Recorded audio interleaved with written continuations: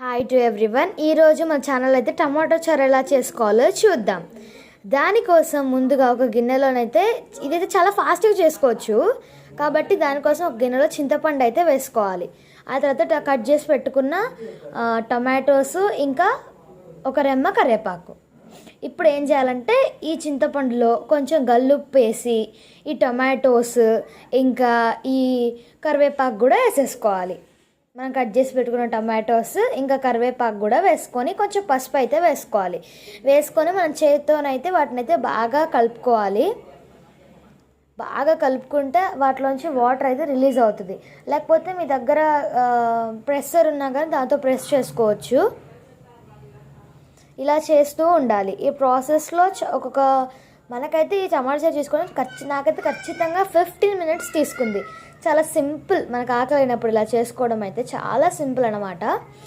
అలా కలుపుకుంటూ లాస్ట్కి ఇలా అవుతుంది. మన చేతితో అట్లా కలుపుకుంటూ పోతే ఇలా కలుపుకుంటూ పోవాలి మనమైతే. ఆ తర్వాత దీంట్లో అయితే వాటర్ యాడ్ చేసుకొని పెట్టుకోవాలి. ఇక్కడ ఆ క్లిప్ అయితే మిస్ అయింది. దీంట్లో మీకు సరిపోయినంత వాటర్ యాడ్ చేసుకొని పెట్టుకోవాలి పక్కకి. ఆ తర్వాత పొయ్యి మీద ఒక గిన్నె పెట్టుకొని గిన్నెలో ఆయిల్ అయితే యాడ్ చేసేసుకోవాలి. ఆయిల్ యాడ్ చేసేసుకున్న తర్వాత ఆయిల్ని అయితే హీట్ అవ్వనిద్దాం. ఆయిల్ హీట్ అయ్యేలోపు మీకు ఆయిల్ హీట్ అయిన తర్వాత దీంట్లోకి అయితే పోపు దినుసులు అయితే యాడ్ చేసేసుకుందాం. అదే ఆవాలు అవి. ఆ తర్వాత ఎండుమిర్చి అయితే యాడ్ చేసుకుందాం. ఆవాలు కొంచెం యాడ్ చేసేసుకొని ఫ్రై చేసుకుందాం. ఆ తర్వాత ఎల్లిపాయలు కూడా వేసేసుకుందాం.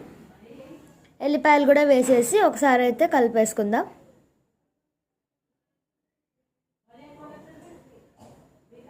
ఒకసారి అయితే కలిపేసుకున్నాం కదా, కాసేపు అట్లా ఫ్రై అవ్వనిద్దాం వాటిని. ఇదైతే చాలా సింపుల్. మీకు ఆకలినప్పుడు ఏం లేనప్పుడు టమాటోస్ ఉన్నప్పుడు ఇలా చేసుకోండి.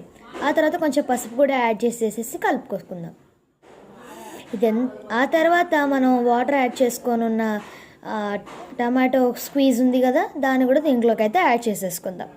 యాడ్ చేసేసుకొని ఇంకొన్ని వాటర్ అయితే ఇక్కడైతే మేమైతే యాడ్ చేసేస్తున్నాం. ఇది ఎంత నీళ్ళు ఉన్నా కానీ చాలా టేస్ట్ ఉంటుంది అన్నమాట. ఎంత బాగుంటుంది అంటే అది మీరు చెప్పలేనంత బాగుంటుంది. ఇలా మరిగించుకోవాలి. ఒక పొంగు పైన రావాలన్నమాట. అప్పటి వరకు మరిగించుకోవాలి. అంతే, ఎంతో టేస్టీ అయిన టమాటో చారు రెడీ. అయితే మా మిడిల్ క్లాస్ వంటలు అనే ఛానల్ సబ్స్క్రైబ్ చేసుకోండి ప్లీజ్. లైక్ కొట్టండి, షేర్ చేయండి. ఈ వీడియో కనుక మీకు నచ్చితే లైక్, షేర్ అండ్ సబ్స్క్రైబ్.